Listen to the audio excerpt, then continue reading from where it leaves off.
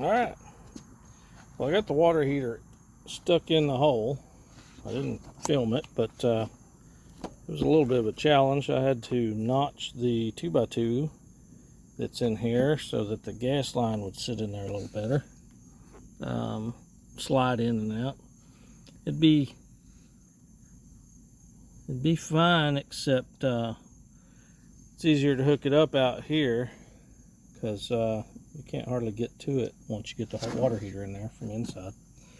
Anyway, I did get the flange off the old one. It's a little rusty down here, but all that'll be covered anyway when I put the door back on it. I've left it loose for the moment. I'm gonna get some sealant and put down in the crack all the way around. Put some on the bottom. I've already turned the electric on. When you change these out, put the cold water to it.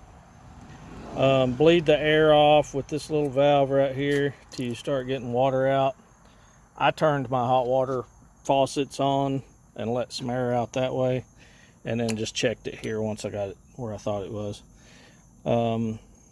My other one, the electric wasn't working on it. I think it was thermostat or something was bad on, or maybe the switch.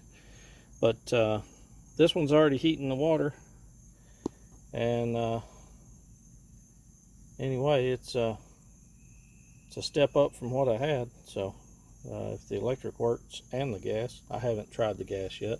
I want to try the electric, and I'll try the gas tomorrow or the next day. But anyway, that's where I'm at on it. Still got a little bit of testing to do and put the door back on and put screws in it once I put some sealer in it.